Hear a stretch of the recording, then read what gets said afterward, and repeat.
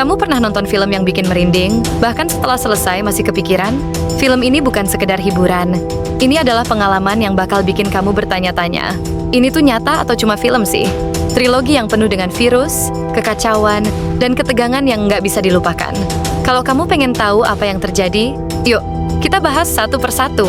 Film pertama, 28 Days Later. Langsung nyerang dengan ketegangan yang nggak ada habisnya. Ceritanya dimulai saat Jim, yang diperankan oleh Cillian Murphy, bangun dari koma dan mendapati dunia yang hancur akibat wabah virus rage.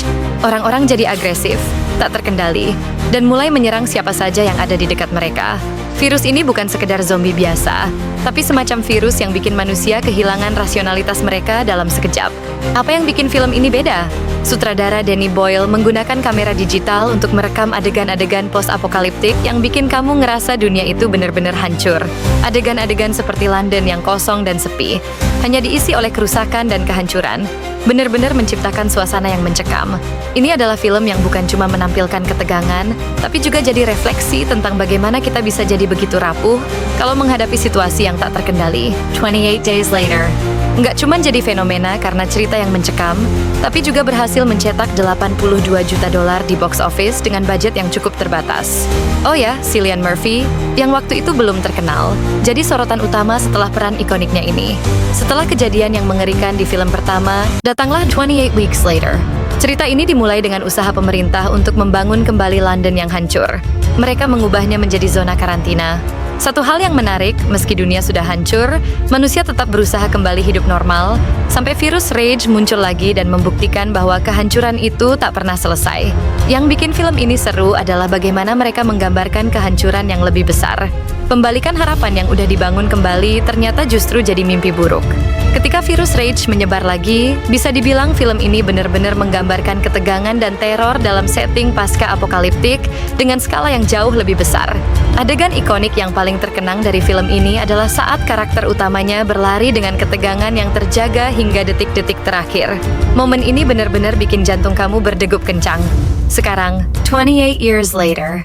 Film yang belum tayang, tapi udah jadi pembicaraan di kalangan penggemar. Meskipun belum banyak detail yang diumumkan, para penggemar sudah mulai berspekulasi tentang apa yang akan terjadi di film ini. Akankah dunia pasca virus ini benar-benar pulih? Atau justru semakin hancur dengan generasi baru yang lahir dari situasi yang lebih buruk? Dari segi cerita, mungkin kita akan melihat manusia yang berusaha hidup normal lagi. Tapi virus ini nggak pernah bisa dihilangkan. Dengan dunia yang sudah hampir 30 tahun dalam kehancuran, bisa jadi kita akan melihat dinamika baru. Dunia yang hancur dan manusia yang masih berjuang bertahan hidup, ini bakal jadi film yang seru untuk ditunggu.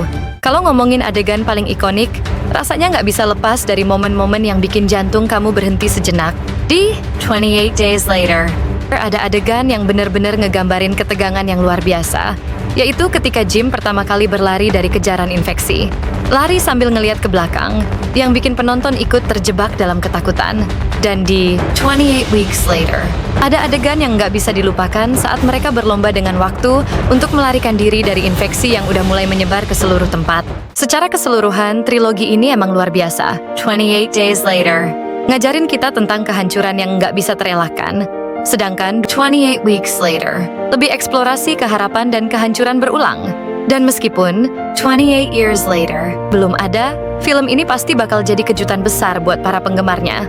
Kalau kamu suka film apokaliptik dengan twist yang nggak terduga, trilogi ini pasti wajib ada di daftar tontonan kamu. Jadi, gimana menurut kamu? Apakah kamu udah nonton salah satu film ini, atau malah pengen nonton semuanya? Kalau kamu suka review seperti ini, jangan lupa kasih like, share ke teman-teman, dan tulis pendapat kamu di kolom komentar. Kalau kamu mau terus tahu update dan review film seru lainnya, ayo dukung channel ini supaya makin berkembang. Sampai jumpa di review berikutnya.